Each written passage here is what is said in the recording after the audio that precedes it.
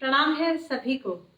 बहुत बहुत स्वागत है आज के इस विशेष, बहुत ही विशेष प्रोग्राम में, क्योंकि ऐशो निश्चल यज्ञ जो कि शुरू हुआ है 1 जनवरी को और इसका पूर्ण आहुति होगी मकर संक्रांति पर। इस यज्ञ के दौरान नेचुरली कंफ्यूजन से बाहर आना हमारे लिए सबसे ज्यादा जरूरी है, क्योंकि किसी भी तरह का कंफ्यूजन हमारी स्पिरिचुअल बॉडी को, हमारी ज्ञान बॉडी को, जो हमारी तीसरी बॉडी है, 5 शरीरों से मिलकर ह्यूमन बींग्स बनते हैं। तीसरी लेयर जिसे हम ज्ञान लेयर कहते हैं, स्पिरिचुअल बॉडी कह सकते हैं, उसको सब नुकसान होता है कंफ्यूजन से। अगर हम अज्ञानता में हैं, अगर हम किसी चीज को लेकर डायलेमा में हैं, कंफ्यूजन में हैं, सही को गलत और गलत को सही मान रहे हैं, तो हमारी सेहत पर, हमारे रिलेशंस पर, हमारी ओवरऑल लाइफ पर इसका बहुत बुरा प्रभाव पड़ता है। इसलिए अपने आप को कंफ्यूजन से बाहर रखना ह्यूमन बीइंग की प्राइम रिस्पॉन्सिबिलिटी है। अगर हम ह्यूमन बर्थ को एंजॉय करना चाहते हैं, भोग करना चाहते हैं मनुष्य जन्म का, इसको एक लग्जरी की तरह एक एंजॉयमेंट में कन्वर्ट करना चाहते हैं पूरी लाइफ को, तो कंफ्यूजन से बाहर आने के लिए ही छल को कुचलना जरूरी है। उच्छल परशुराम दरबार में हम इस समय बैठे हुए हैं। परशुराम जी, जिनको हम जानते हैं, उन्होंने पृथ्वी को छल से मुक्त किया, ऐसे लोगों को एलिमिनेट किया जो लोग हमेशा पृथ्वी को डिस्टर्ब करना चाहते थे, पृथ्वी वासियों को डिस्टर्ब करना चाहते थे। उन सभी लोगों को बार बार 21 बार कहते हैं कि क्षत्रिय विहीन किया परशुराम जी ने इस पृथ्वी को। क्षत्रिय विहीन का मतलब ये नहीं कि जो क्षत्रिय कुल में पैदा हुआ है, जो इस तरह की सोच लेकर पैदा हुआ है कि मुझे दूसरों को मारना है या डिस्टर्ब करना है, या क्योंकि मैं बहुत ताकतवर हूं तो मैं अपनी ताकत को मिसयूज कर सकता हूं या कर सकती हूँ, उन सभी लोगों को एलिमिनेट किया परशुराम जी ने। अब कलयुग में परशुराम जी कुच्छल परशुराम बनकर स्थापित हुए हैं, बैठे हैं यहाँ कृष्णीष्ट भगवान के दरबार में। यही से आज की ये कृष्णेंद्र कथा हम सुनेंगे कथावाचक अश्विनी जी दिल्ली वाले के श्रीमुख से। इनसे आज हम जानेंगे स्वर्ग और नर्क का डिफरेंस। हमने कहानियां कहीं सुनी है, नर्क में कड़ाहों में तेल में जलाया जाता है और स्वर्ग में बहुत सुंदर सोमरस होता है या अप्सराएं होती हैं, या कई तरह की कहानियां हमने कई तरीकों से सुनी हैं। उन सब कहानियों के क्या मायने हैं, हमारे लिए स्वर्ग और नर्क के क्या मायने हैं, ये सब हम समझेंगे। मैं हूँ गायनी नेचुरोपैथ निधि कंसल, कृष्णीष्ट दरबार अम्बाला की केयरटेकर। आप सबका स्वागत करती हूँ आज के इस प्रोग्राम में भगवान टीवी की ओर से। और आज हम कोशिश करते हैं अश्विनी जी से कनेक्ट करने की और उनसे जानते हैं। हमने अश्विनी जी को इनवाइट किया है इस कॉल में, और अगर कनेक्शन बन जाता है तो आज उन्हीं से जानेंगे स्वर्ग और नर्क का डिफरेंस क्या है और इसके हमारी लाइफ में मायने क्या है, स्वर्ग और नर्क के। तो अगर अश्विनी जी इस प्रोग्राम को देख रहे हैं तो प्लीज ज्वाइन करें हमारे साथ इस वीडियो कॉल को। प्रणाम अश्विनी जी। प्रणाम। बहुत बहुत स्वागत है आपका कृष्णीष्ट भगवान के दरबार में। कुच्छल परशुराम दरबार से ये प्रसारण हो रहा है, जहां ब्रह्मांडधीश कृष्णेंद्र की गद्दी भी स्थापित है। अश्विनी जी, आप कृष्णेंद्र कथा करवाते हैं और आज हम स्वर्ग और नर्क के विषय में जानना चाहते हैं, क्योंकि इसके बारे में कहानियां बहुत सी हैं, लेकिन कितनी सच्ची है, कितनी झूठी है, और मैं क्या समझूं, अगर मैंने आज झूठ बोला है तो क्या मुझे कल को नरक के तेल के कड़ाहों में जलाया जाएगा? क्या ये वाकई में सच है? क्या मायने हैं आज की जनरेशन के लिए स्वर्ग और नरक के? कृपया आप हमें बताएं। जी देखिए, ऐसा है कि हम लोग कृष्णेंद्र कथा में समय की यात्रा कर रहे हैं। उस समय की यात्रा शुरू हुई अन्यानी सभ्यता से और आगे बढ़े तो हम लोग ऐशो सभ्यता में पहुंच गए। यानी अन्यानी सभ्यता यानी भूतकाल जो पहले था, और ऐशो सभ्यता यानी भविष्य काल जो अब हो रहा है। भविष्य और करंट, वो शोर बहुत आ रहा है। शोर किस चीज का है? यहाँ तो बिल्कुल क्लियर है। क्या शोर आ रहा है? नहीं, वो ची ची की आवाज सी आ रही थी। खैर, चीची चीची की आवाज आ रही है क्या? नहीं जी, नहीं, आपका टेलीकास्ट हो रहा है उसमें किसी तरह का नॉइस नहीं है। चलिए ठीक है। वो मुझे यहाँ पर आ रही है, पता नहीं क्यों आ रही है। तो कोई बात नहीं, अगर रिकॉर्ड में मतलब वीडियो में नहीं आ रही है तो कोई बात नहीं। हाँ जी, आप बोलिए। हाँ, तो हम लोग बात कर रहे थे। हाँ, आप कम हुई नहीं आ रहे हैं। तो हम लोग बात कर रहे थे अन्यानी सभ्यता, भूतकाल, यानी स्वर्ग और नर्क की बात करनी शुरू की आपने। तो कृष्णेंद्र कथा में जैसे हम समय की यात्रा कर रहे हैं, तो ये समझना बहुत जरूरी है कि पीछे अन्यानी सभ्यता में क्या क्या रहा। कन्वेंशनल हाँ जी। लिविंग की बात करते हैं हम लोग। तो थोड़ा परशुराम की तरफ रखिए, पूरा दिखाई नहीं दे रहा है।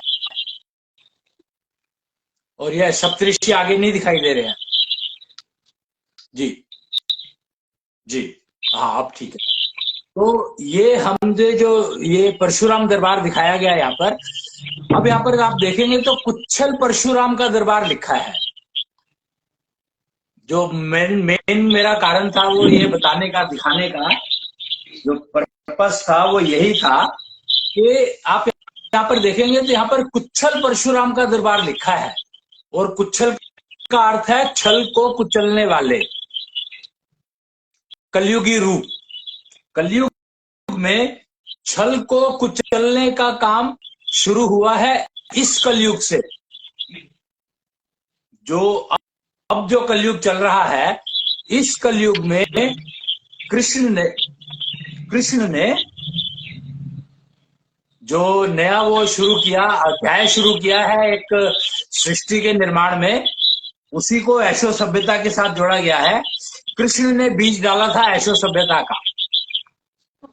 तो आप इसको ये समझें कि जो तो अभी आपने जो कुछ कहानियां बताई, स्वर्ग में ये होता है, नर्क में ये होता है, और बहुत सारे क्या आपने चीजें जो बताई स्वर्ग और नर्क के बारे में, और आज का जो टॉपिक रखा है स्वर्ग और नर्क, तो इसको हम समझने की कोशिश कर रहे हैं। अब क्या पोजीशन है, अब ये क्या कहते हैं। जो शब्द पहले अन्यानी सभ्यता से आए हैं या अभी चल रहे हैं, उनको ऐशो सभ्यता के एंगल से समझना बहुत जरूरी है, तभी आप उसका लाभ उठा पाएंगे। तो ये मूल बात थी। और शब्द तो अन्यानी सभ्यता के शब्द हैं दिए हुए, स्वर्ग और नर्क। तो और अन्यानी सभ्यता ने तो बहुत कुछ बताया ही है। एनालॉग लिविंग, कन्वेंशनल लिविंग जो है, वो सारी की सारी इसी में थी। क्या कहते हैं आपको,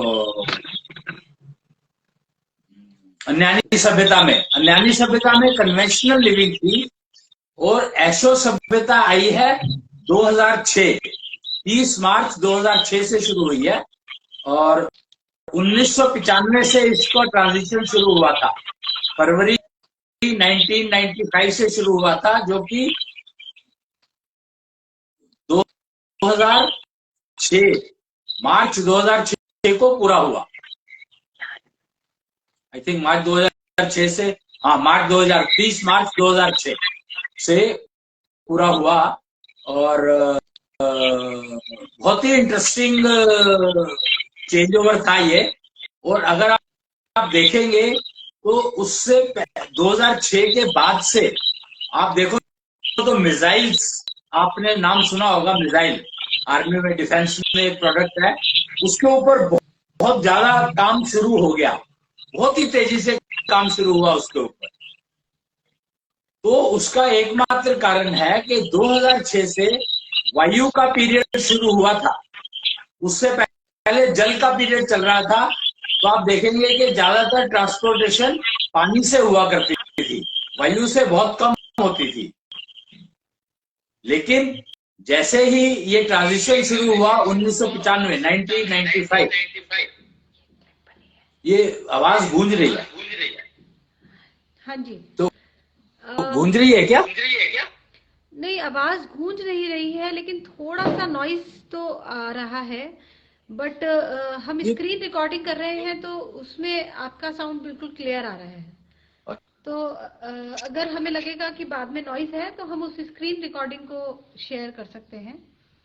अच्छा, ठीक ठीक है, देख लीजिएगा आप, क्योंकि मुझे ये लग रहा है कि एक तो इको बहुत हो रही है। वो ये एक्चुअली दो माइक चल रहे हैं, एक आपका एक हमारा, इस वजह से ये ची ची वाला साउंड थोड़ा सा है। और ओहो यहाँ से हम म्यूट नहीं कर पा रहे हैं, मुझे पता नहीं क्यों। ओहो, और आप म्यूट करेंगे तो आप बोल नहीं पाएंगे।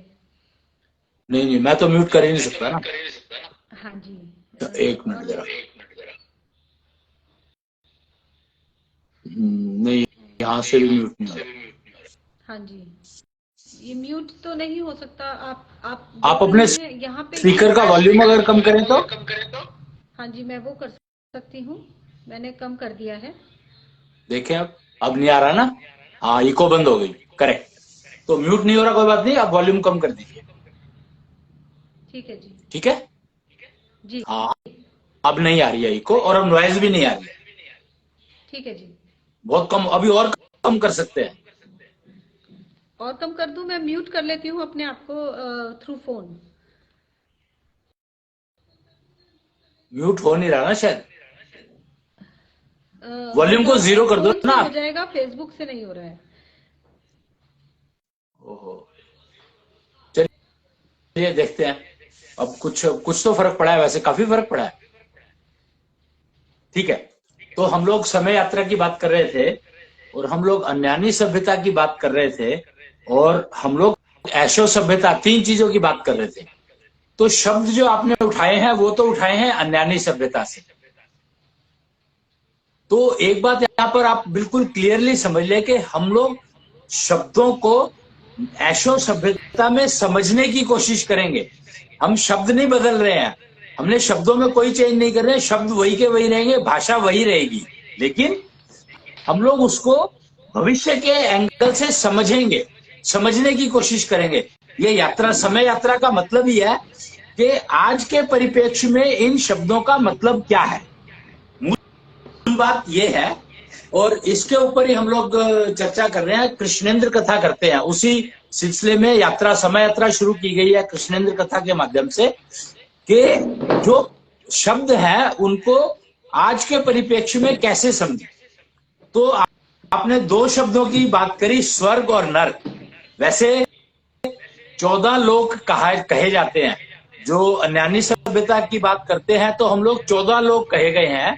अब मेरे को ये नहीं पता कि उन 14 लोक में प्लैनेट्स को एक लोक गिना गया है या नहीं गिना गया, या सोलर सिस्टम को एक लोक गिना गया है। ये थोड़ा कंफ्यूजन है इसमें, मुझे पता नहीं है कि हर लोक का अपना सोलर सिस्टम होता है या सारे लोग एक ही सोलर सिस्टम के पार्ट होते हैं। ये कंफ्यूजन मुझे है अन्यानी सभ्यता का, क्योंकि मैं ज्यादातर ऐशो सभ्यता की बात करता हूँ। ऐशो सभ्यता के एंगल से हम लोग अन्यानी सभ्यता के शब्दों को समझने की कोशिश कर रहे हैं। तो जब 14 लोक की बात करी जाती है तो उसमें एक आकाश लोक है, एक शायद पृथ्वी लोक है, एक पाताल लोक है, एक स्वर्ग लोक है, एक नर्क लोक है, एक बैकुंठ लोक है, एक ब्रह्म लोक है, एक कैलाश लोक है, शिव लोक कहते हैं उसको शायद। तो ऐसे करके 14 लोकों की बात की गई है। तो उसमें से हमने दो शब्द लिए आज, स्वर्गलोक और नर्कलोक। तो एक बात तो पहले ये बता दूं कि अन्यानी सभ्यता में विज्ञान का बहुत महत्व था, लेकिन ऐशो सभ्यता में टेक्नोलॉजी का बहुत महत्व है। इनफैक्ट टेक्नोलॉजी का महत्व है, टेक्नोलॉजी के बाद विज्ञान आता है, और विज्ञान के बाद आता है ज्ञान, और ज्ञान के बाद आता है अज्ञान। तो ये तीन कितने लेवल हो गए आप देखो कि टेक्नोलॉजी, टेक्नोलॉजी के बाद ज्ञान, विज्ञान, विज्ञान के बाद ज्ञान, ज्ञान के बाद अज्ञान। तो पर टेक्नोलॉजी एक ऐसा सिस्टम है, जो माध्यम है, जो कि हर चीज को वेरीफाइबल बनाता है। यानी आप टेस्ट कर सकते हो, चेक कर सकते हो। आंख, आपकी जो 5 ज्ञानेंद्रियां हैं, वो ज्ञानेंद्रियां आपको, हर ज्ञानेंद्रिय अपने अपने हिसाब से ज्ञान देती है। ज्ञान नहीं देती है, एक्चुअली विशेष ज्ञान देती है। आंख अपना ज्ञान देगी, कान अपना ज्ञान देंगे, नाक अपना ज्ञान देगी। तो ज्ञानेंद्रियों का काम है ज्ञान देना, पर अपने अपने हिसाब से। विज्ञान उसी को कहा गया है, और उस सारे को एक साथ करके और उसको समझना, उसको विज्ञान का, उसको ज्ञान कहा गया है। और जो चीज ना समझ में आए वो अज्ञान है। बड़ा सिंपल सा कनेक्शन है ये, कनेक्टिविटी आप इसको समझ सकते हैं कि जो चीज हम, आंख जैसे, आंख विज्ञान है, उसने कुछ देखा और बताया। बताया किसको? अब यहाँ पर नियम, जो बात समझने वाली है, वो बताया किसको? तो वो बताया उसने मन को। मन जो है वो सारी ज्ञानेंद्रियों का मालिक है। मन जो है सारी ज्ञानेंद्रियों का मालिक है। तो सबने विज्ञान, सारा विज्ञान मन के पास आया, फिर उसने उसको ज्ञान में कन्वर्ट किया, मन ने, और विचार के रूप में आपको दे दिया। अब आपकी बुद्धि एक्टिव होती है और सोचती है कि समझती है, सोचती है, समझती है कि ये विज्ञान, ये ज्ञान जो आया मेरे पास, अब इसका मैं क्या करूं? यानी विचार के रूप में ज्ञान आया है, तो ज्ञान जो मेरे पास आया है, अब मैं इसका क्या करूं?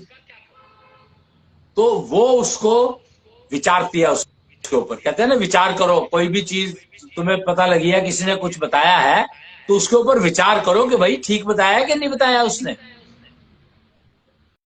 तो अगर जब आप विचार करते हैं तो बुद्धि डिसाइड करती है कि भाई उसने बताया तो ठीक है।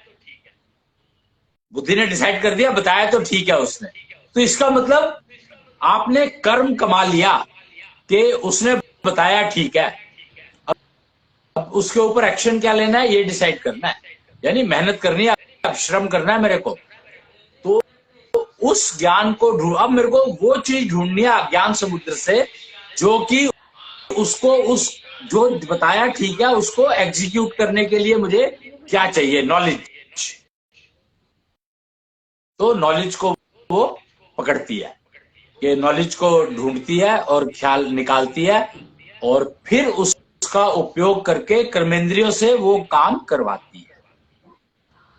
तो यहाँ पर मन हो गया जो ज्ञान देता, ज्ञान बनाता है, और बुद्धि हो गई जो कर्म करवाती है, श्रम करवाती है। कर्म और श्रम दोनों काम वही करवाती है, बुद्धि ही करवाती है। और अगर बुद्धि मन के ज्ञान के हिसाब से चले तो वो गलत नहीं कर सकती है। वो कहते हैं मन लगा के काम करो। इसका मतलब क्या है? इसका मतलब है कि ज्ञान लगा के काम करो, आप ज्ञान का उपयोग करके काम करो। आप ब्लाइंडली काम नहीं कर सकते हो। ब्लाइंड फेथ हो सकता है आपको, पर ब्लाइंडली काम नहीं कर सकते आप। और टेक्नोलॉजी के ऊपर आपको ब्लाइंड फेथ करना पड़ता है। साइंस के ऊपर आप फेथ बिल्कुल भी नहीं कर सकते, क्योंकि साइंस तो रोज बदल जाएगी, नया वर्जन आता जाएगा, लेकिन टेक्नोलॉजी का कोई नया वर्जन नहीं आता है। टेक्नोलॉजी में तो नया प्रोडक्ट आता है, पर नया वर्जन नहीं आता है। इसलिए टेक्नोलॉजी के ऊपर आप ब्लाइंड फेथ कर सकते हो, आंख बंद करके विश्वास कर सकते हो, अंधविश्वास कर सकते हो, लेकिन विज्ञान के ऊपर आप विश्वास नहीं कर सकते। वही बात होगी ना कि जब आप, विज्ञान मतलब आंख ने कुछ देखा, जरूरी नहीं है कि कान ने कुछ सुना भी हो। तो ठीक है या गलत है आप कैसे डिसाइड करोगे? समस्या है, बहुत बड़ी प्रॉब्लम है कि आपको विज्ञान के ऊपर आप भरोसा कर ही नहीं सकते। विज्ञान के ऊपर आप भरोसा नहीं कर सकते, फेथ तो कर ही नहीं सकते।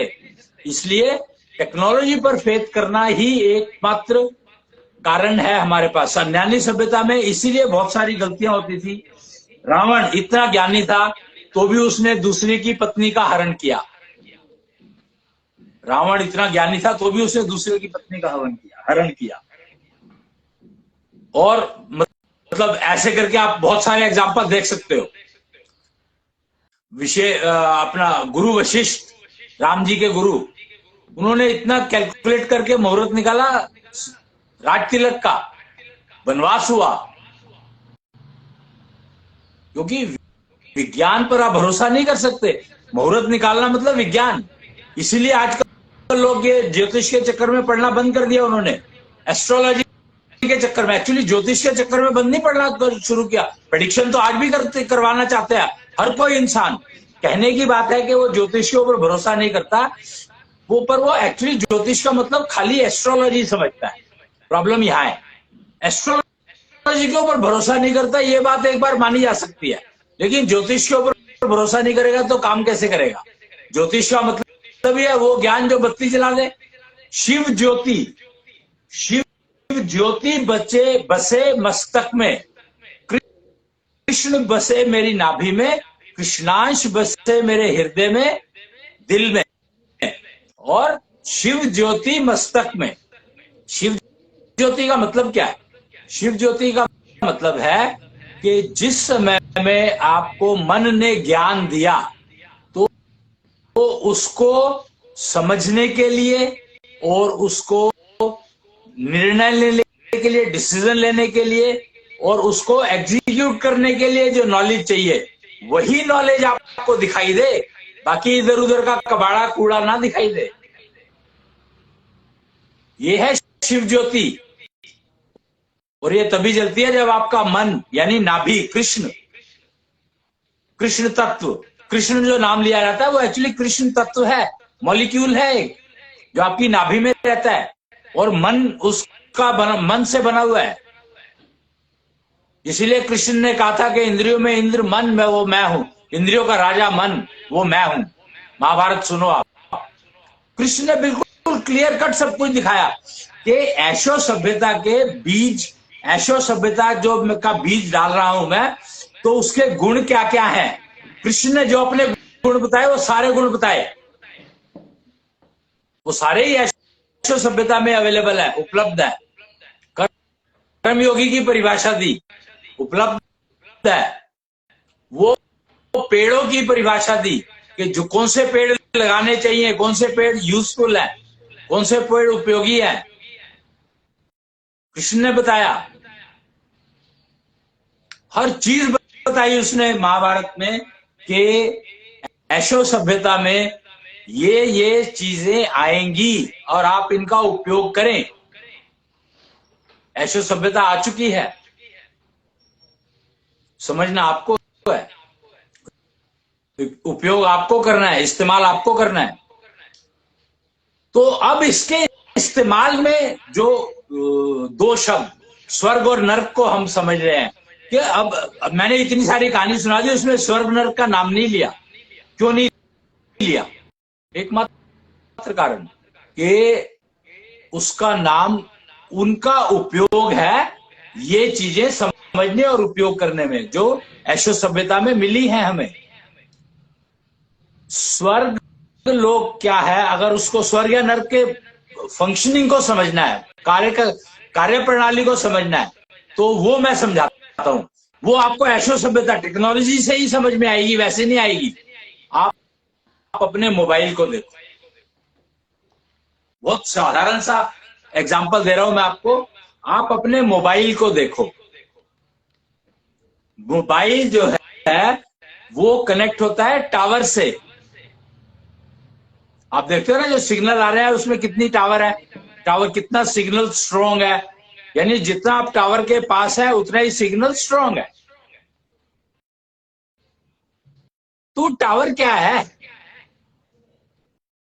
टावर रडार है, सिंपल सा रडार है जो कहीं से सिग्नल रिसीव करता है और कहीं पर भेज देता है।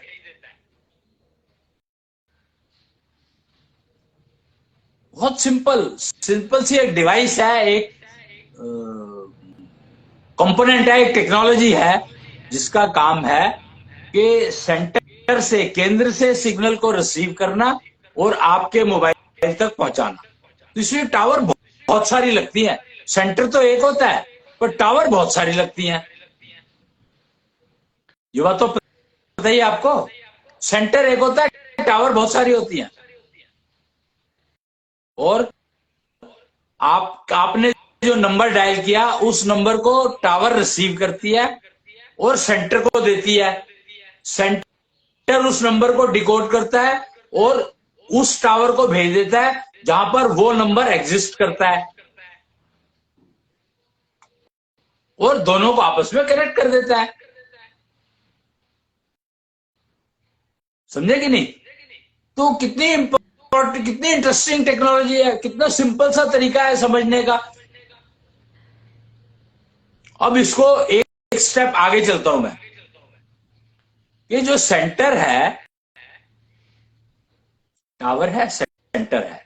अगर मान लो हम ये टावर हटा दें, मान लो ये टावर हटा दें, तो क्या सेंटर आपके पास डायरेक्ट सिग्नल भेज सकता है? नहीं भेज सकता। उस रेंज तक भेज सकता है सिर्फ जहां तक उसका वो चलेगा, उससे आगे नहीं भेज सकता। वो ज्यादा ज्यादा 10 किलोमीटर होगी, 5 किलोमीटर होगी, 20 किलोमीटर होगी।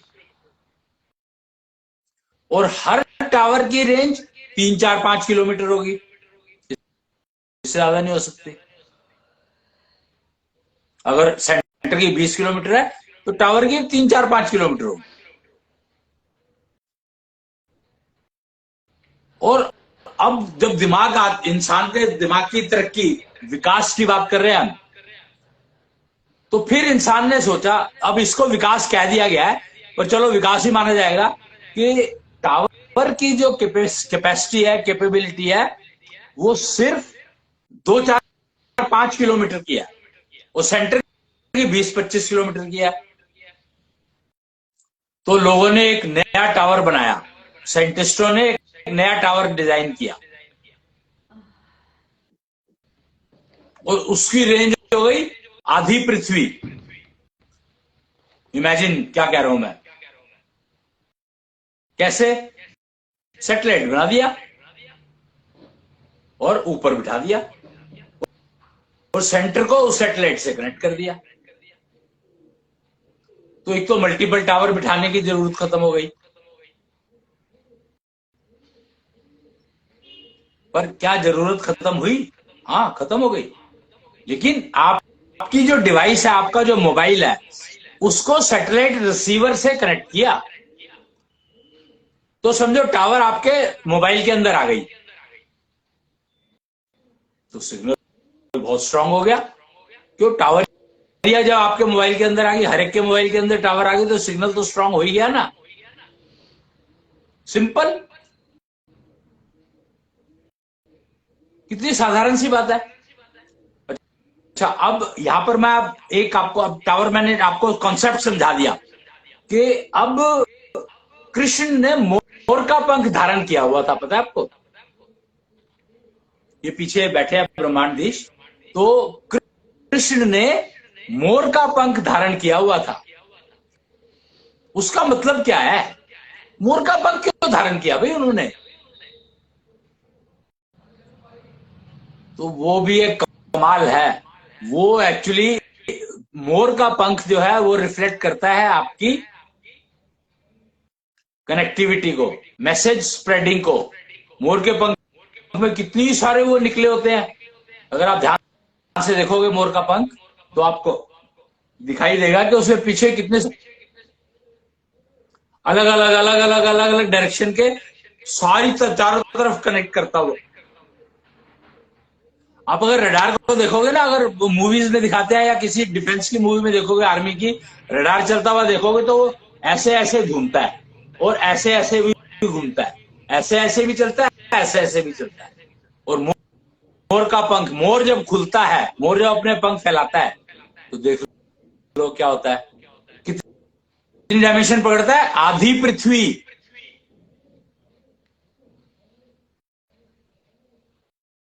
चंद्राकार होता है ना, आधी पृथ्वी पकड़ लेता है। तो कृष्ण ने दिखाया कि आप इस तरीके से अपने आप को कनेक्शन कर सकते हो। और कृष्ण पूर्ण अवतार थे, उन्होंने मोर का पंख धारण किया। उसका मतलब समझो, उसका अर्थ समझो। उसका अर्थ है कि इतने सारे सिग्नल निकल रहे हैं स्वर्ग से और नर्क से, सारे लोकों से, सूर्य से, सूर्यलोक, चंद्रमा लोक, हर लोक से। अब मेरे को ये एक चीज कंफ्यूजन अगेन है, जो 14 लोकों में क्या प्लैनेट्स को अलग अलग लोक गिना गया है? तो ये आप समझो, देखो, आप पता करो। पर मैं तो आपको मोर के पंख की वो बता रहा था, एनालॉजी, क्योंकि हम टेक्नोलॉजी की बात कर रहे हैं। तो स्वर्ग से, स्वर्ग में रडार लगा हुआ है, एंटीना लगा हुआ है, एक डिश लगी हुई है, आप समझो, स्वर्ग में डिश लगी हुई है। डिश एंटीना तो सुना ही होगा ना आपने। तो डिश लगी हुई है और वो सिग्नल ट्रांसमिट कर रही है, स्वर्ग की वाइब्रेशंस को ट्रांसमिट कर रही है। ये जो आपको अभी बताया मैंने, टावर लगी हुई है, टावर क्या करता है? वाइब्रेशन ही तो रिसीव करता है। सारा खेल तो वाइब्रेशंस का ही है। सिग्नल क्या है? वाइब्रेशंस।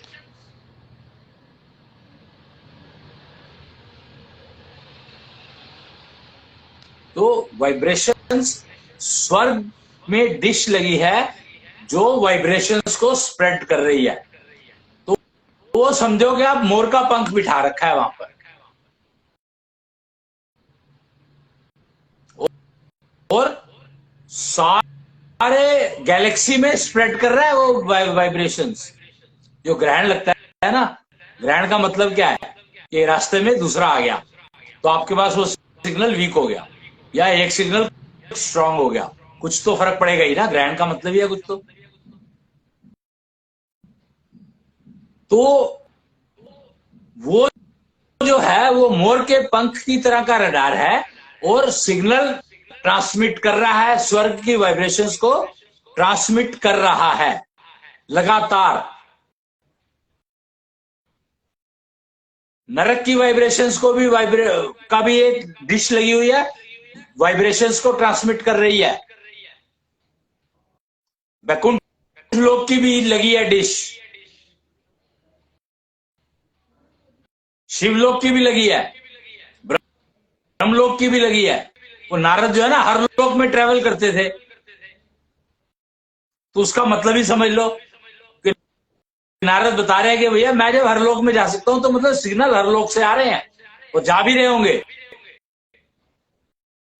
जिनको आप यमदूत कहते हैं ना, कहते हैं मृत्यु होती है तो प्राण लेने आया, एक्चुअली वो सिग्नल है।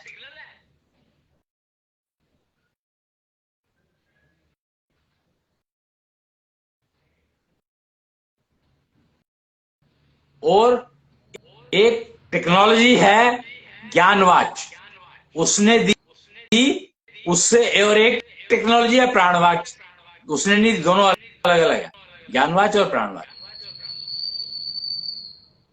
दोनों को उपयोग करके अनिकेत रडार बनाया गया, कुच्छल एंटीना बनाए गए, अलग अलग तरह के कुच्छल सेतु बनाए गए।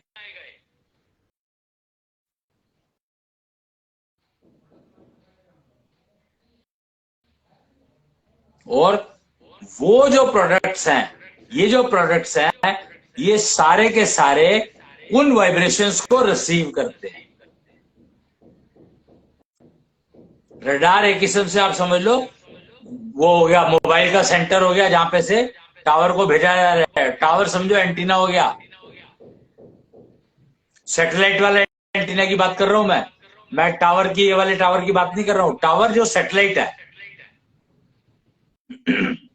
तो हर एक के मोबाइल में वो एंटीना आ जाएगा। कुच्छल एंटीना आप पहन लो, अनिकेत रडार के थ्रू कनेक्ट हो जाओ।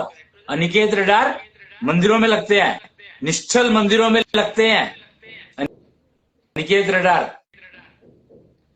और वो रिसीव करते हैं वाइब्रेशंस स्वर्ग और नर्क की, स्वर्ग की, नर्क की, वैकुंठ लोक की, शिवलोक की, हर तरह की।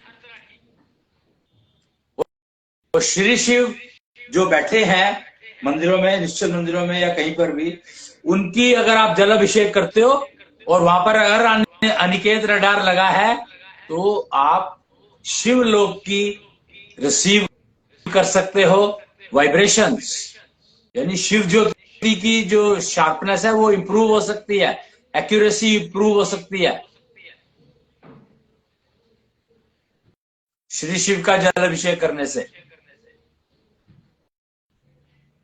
तो इस तरह की टेक्नोलॉजीज अवेलेबल है, ऐशो सभ्यता में मिली है, ये दी गई है सारी की सारी, अवेलेबल है, उपलब्ध है, टेस्टेड है। बस अब आपको अपने आप को तैयार करना है उनको उपयोग करने के लिए, खरीदने के लिए। लिव 16 लुक 16 का अब ग्रुप्स, एलीट ग्रुप बनने के लिए घोषणा हो चुकी है, आज ही हुई है। जो भी बनना चाहें, जो भी इस ग्रुप में आना चाहें, वेलकम है। फॉर्म भरिए और योग्यता चेक करवा लीजिए, अगर एलिजिबिलिटी है तो एडमिशन मिल जाएगा। और फिर आप उस ग्रुप में, आपको टाइम देना पड़ेगा, ये नहीं कि आपने खाली वो कर दिया, टाइम कहीं भी बैठ के दे सकते हैं। अनिकेत रडार के थ्रू कनेक्ट हो जाएंगे और एंटीना आपको धारण करना पड़ेगा नेचुरली।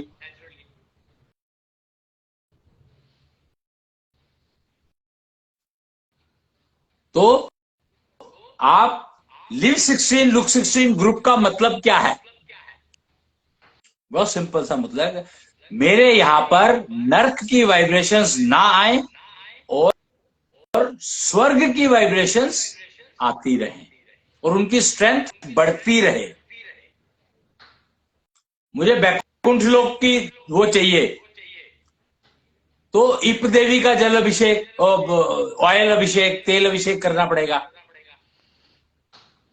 श्री शिव का जल अभिषेक तो करना पड़ेगा, क्योंकि जब तक आपके स्वर्ग की वाइब्रेशंस आपके यहाँ पर रिसीव होकर के और आपका परिवार एकजुट नहीं हो जाता, परिवार निरोगी नहीं हो जाता, तब तक आप शिवलोक की वो नहीं प्राप्त कर सकते।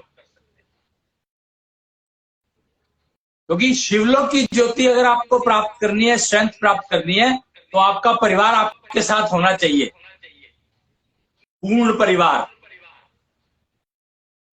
और अगर आपको बैकुंठ लोक की ज्योति प्राप्त करनी है, बैकुंठ लोक की वाइब्रेशन प्राप्त करनी है, तो पूरा कुटुंब आपके साथ होना चाहिए, निरोगी होना चाहिए पूरा कुटुंब।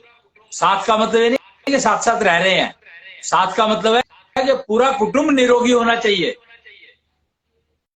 और पूरा कुटुंब में हर परिवार निरोगी होना चाहिए। वो जो स्वर्ग की वाइब्रेशंस वहां पर आ रही हो, शिवलोक ऑन हो, पहले जो है स्वर्ग की वाइब्रेशंस, फिर उसके बाद शिवलोक, और फिर उसके बाद आता है आपका बैकुंठ लोक। तो अगर बैकुंठ लोक की वाइब्रेशन प्राप्त करनी है आपको, तो उसके लिए ये कंडीशंस हैं।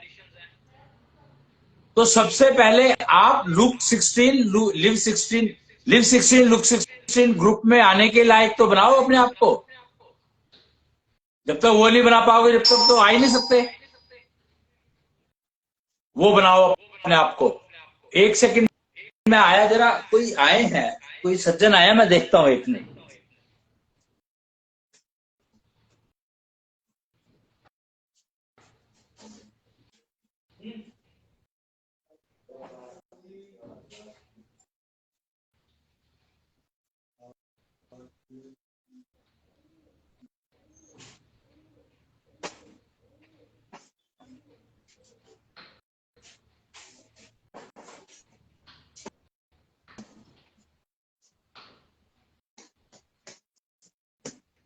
सॉरी, वो गौशाला वाले आए थे, तो अब गौशाला, गाय तो हमारी नानी है, तो उसका ध्यान तो हमें रखना ही पड़ेगा।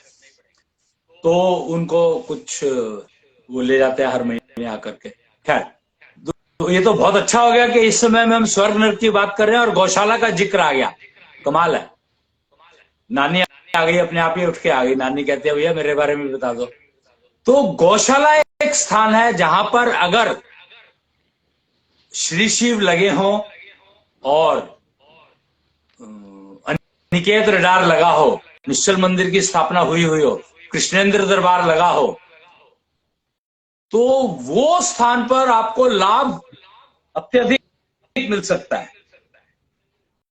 अगर उससे, वहां से अगर आप कनेक्ट करें अपने मंदिर को गौशाला से कनेक्ट कर लेते हैं, तो उसका लाभ तो फिर मतलब गिना ही नहीं जा सकता।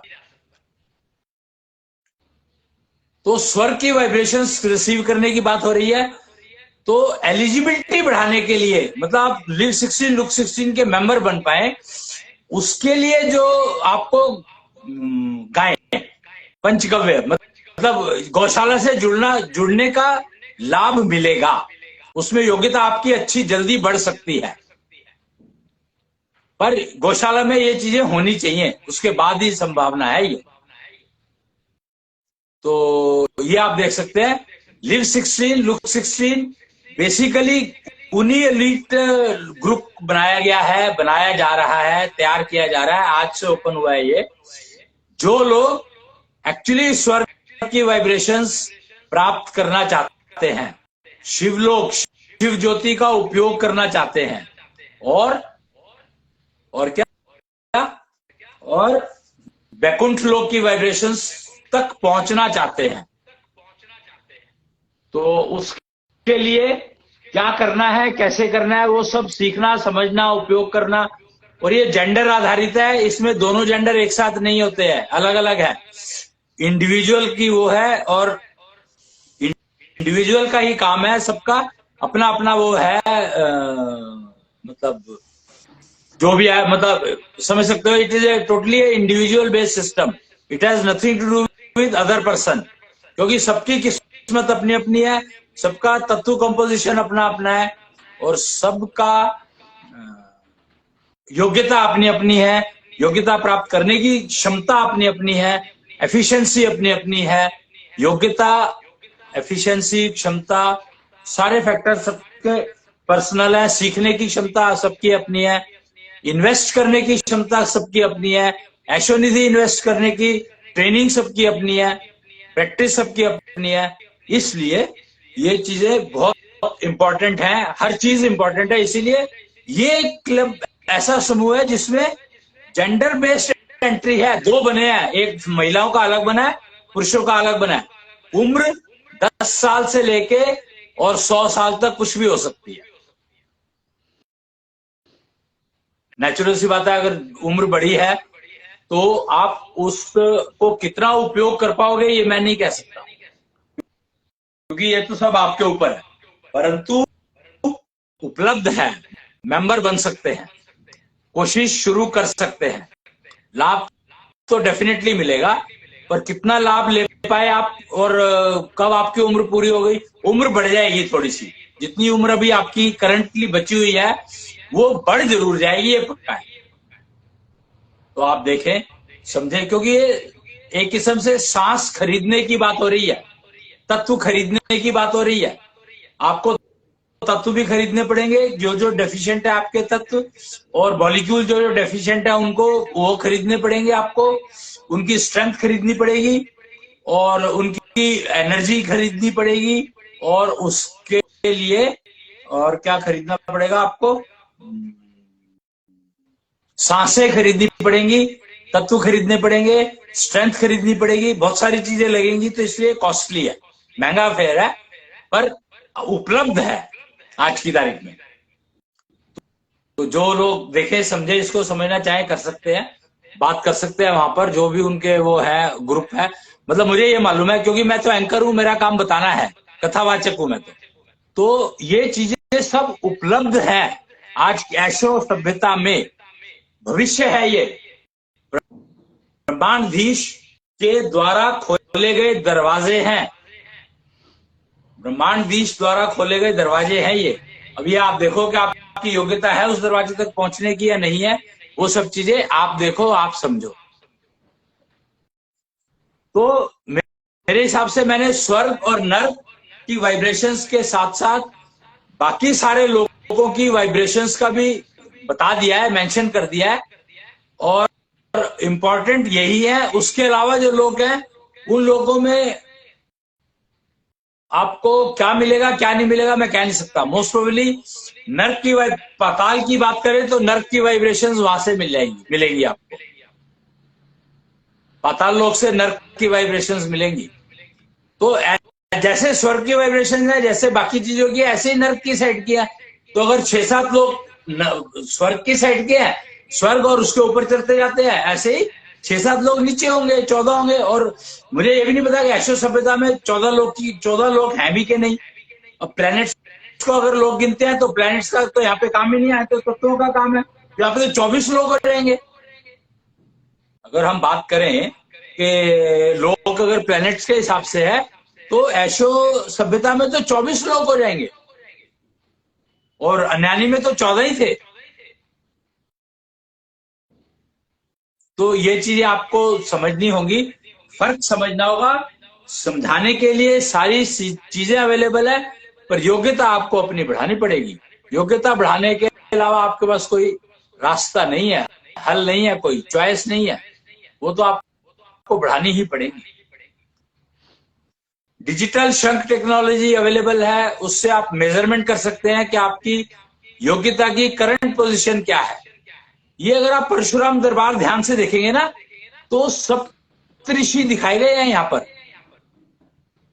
अगर आप देखेंगे, सप्तऋषि दिखाए गए हैं यहाँ पर। और ये सातों ऋषि जो हैं, ये उनमें जो 24 लोगों की बात कर रहा हूं, उनमें से उनका ज्ञान दे रहे हैं। कुछ का ज्ञान कहीं किसी की क्या क्या दे रहे हैं वो तो आप देख सकते हैं। इनमें नाम वाम कहीं पर विजिट करेंगे, नेट के ऊपर ढूंढ सकते हैं। परंतु ये सप्तऋषि उनका ही ज्ञान दे रहे हैं। और चक्र है, निष्ठा चक्र, जागृत करने के तरीके बताएंगे, जीवन चक्र चलाने के तरीके बताएंगे, राम राज्य ज्ञान क्या है, न्याय चक्र क्या है, जीवन चक्र क्या है, राष्ट्र निष्ठा चक्र क्या है, राष्ट्रवाद चक्र क्या है। तो ये सारे के सारे सिस्टम जो है आपको पता लग सकते हैं। ये सब ऐशो सभ्यता की देन है आपको। तो उनका आप कितना, ये देखिए, आप इसने ब्रह्मांडधीश बैठे हैं, तो जो लड्डू गोपाल थे, उन्होंने जब से पृथ्वी को कंट्रोल किया है, जब से ब्रह्मांडधीश बने हैं, तब से इन्होंने पूरी पृथ्वी को अपने कंट्रोल में ले लिया है। और ये कछुए के ऊपर है, कच्छप अवतार जो दूसरा अवतार था। यानी अब आप ये देख लो कि मत्स्य अवतार आएगा नहीं, अब कच्छप अवतार के ऊपर बैठ करके तो ऑलरेडी आ ही गए हैं, और ब्रह्मांडधीश खुद आ गया, तो अब कोई अवतार आने वाला नहीं है। आप इस भरोसे में मत रहना कि कोई अवतार आएगा। अब तो सब कुछ सिस्टम आ गए हैं। अब तो ये एलीट समूह बनेगा, लिव 16 लुक 16 का समूह बनेगा, और ये समूह एक्सपैंड होता चला जाएगा। पूरी मानव जाति इसके अंदर आ सकती है, इतना बड़ा है ये। पूरी मानव जाति इस समूह में प्रवेश कर सकती है, बन सकती है इसका सदस्य। तो आप अब देख लीजिए, समय यात्रा, ये यहाँ पर ये लिखा हुआ था, समय चक्र यात्रा की बात करी गई थी यहाँ पर। तो ये नवीन समय चक्र यात्रा की बात करी गई थी। ये चल रही थी 2022 के नवंबर 2022 तक चल रही थी, नहीं बल्कि शायद दिसंबर, जनवरी से समय यात्रा शुरू हुई है। 1 जनवरी 2023 से समय की यात्रा शुरू हुई है। उससे पहले समय चक्र यात्रा चल रही थी। तो समय यात्रा ने हमें ज्ञान करवाया है बहुत सारा। तो अब हम समय की यात्रा कृष्णेंद्र कथा के माध्यम से इसके बारे में बताता हूं मैं। तो जो भी सज्जन अपने यहाँ पर करवाना चाहें, जो भी लोग, जो भी संस्था अगर इंटरेस्टेड हो अपने यहाँ पर कृष्णेंद्र कथा करवाने में, तो संपर्क कर सकती है। वो नेट के ऊपर आपको जानकारी मिल जाएगी कि कहां पर संपर्क करना है। लिव 16 लुक 16 ग्रुप बना हुआ है फेसबुक लाइव पर, क्योंकि लिव 16 लुक 16 की योग्यता प्राप्त करने के लिए ये ग्रुप ऑलरेडी बना हुआ है, चल रहा है। मेरे ख्याल से 5-7 साल हो गए होंगे इसको भी जी। तो योग्यता प्राप्त करने के सिलसिले में लगे हुए हैं लोग। कर पाए हैं कि नहीं कर पाए हैं मुझे नहीं पता, पर मेंबरशिप अब खुली है। समूह की मेंबरशिप आज से खुली है, ओपन हुई है, डिक्लेयर हुई है।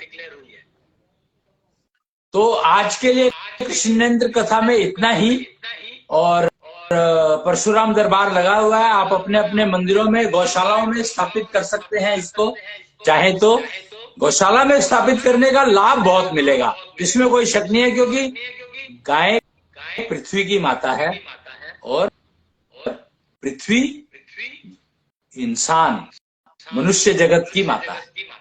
तो गाय नानी हो गई, और वहां पर अगर हम ये दरबार लगाते हैं, ब्रह्मांडधीश का दरबार, परशुराम का दरबार, अनिकेत रडार के साथ, तो आपको बहुत तेजी से योग्यता प्राप्त हो सकती है। तो आज के लिए इतना ही, और माता से वही प्रेयर, एक 2 लाइन की प्रेयर करते हैं हम लोग। इतनी शक्ति हमें देना माता, मन पे विश्वास कमजोर होना, अनेक रास्तों में है एक रास्ता, भूल कर भी कोई भूल हो ना। तो ये 4 लाइनें बहुत इंटरेस्टिंग है। अगर आप इन 4 लाइनों को गाएं तो इससे आपको लाभ प्राप्त होगा। अगर गौशाला में जाकर के गाएंगे तो और ज्यादा लाभ मिलेगा। वैसे किसी मंदिर में बैठ करके गाएंगे तो और ज्यादा लाभ मिलेगा। 108 बार गाना है, एक माला 108 बार, ये 4 लाइनें। तो किसी मंदिर में गाएंगे तो लाभ मिलेगा, निश्चल मंदिर में गाएंगे तो डेफिनेटली बहुत लाभ मिलेगा, और अगर गौशाला में निश्चल मंदिर लगा और वहां पर गाएंगे तो बहुत ज्यादा लाभ मिलेगा। इसके हिसाब से आप स्थान को चूज कर सकते हैं, क्योंकि देश और काल, स्थान का बहुत महत्व होता है, और उसीलिए बता रहा हूं कि 4 लाइनें अगर आप कहाँ कहाँ गाएंगे तो आपको कितना कितना फायदा मिल सकता है। जय कृष्णेंद्र, प्रणाम। जय जय कृष्ण जी। प्रणाम। अश्विनी जी ने आज कृष्णेंद्र कथा के माध्यम से हमें 14 लोगों के बारे में बताया। अनिकेत रडार को आज के कंटेक्स्ट में, जैसे मोबाइल टावर्स या सैटेलाइट्स होते हैं, उसके कंटेक्स्ट में एक्सप्लेन किया इस टेक्नोलॉजी को, और कैसे कनेक्ट करते हैं हम, चाहे भगवान से, चाहे फिजियो वर्चुअल दुनिया से कनेक्शन किस तरह से बनता है, इसके बारे में एक्सप्लेनेशन दी। इसके अलावा निश्चल मंदिर और जो भी कुछ इन्होंने बताया है गौशाला के बारे में, स्वर्ग और नर्क की वाइब्रेशंस के बारे में, वो सब हम समझ सकें, उतनी योग्यता हम अपनी कल्टीवेट कर सकें, क्योंकि अब कृष्णेंद्र का राज्य चल रहा है। तो अपने आप को इस योग्य बनाना हमारी जिम्मेदारी है कि हम कृष्णेंद्र के राज्य में रह सकें। इसलिए अपने छल को कुचलना, अपनी एलिजिबिलिटी को इम्प्रूव करना, स्पेशली अपनी स्पिरिचुअल एलिजिबिलिटी को इम्प्रूव करना हमारी मजबूरी है, कोई चॉइस नहीं जी। अश्विनी जी, आपका बहुत बहुत धन्यवाद। आपने कृष्णेंद्र कथा के माध्यम से जो क्लैरिटी आज दी है, आपसे यूं ही हम जानकारी देते रहेंगे, ज्ञान प्राप्त करते रहेंगे। जी। प्रणाम।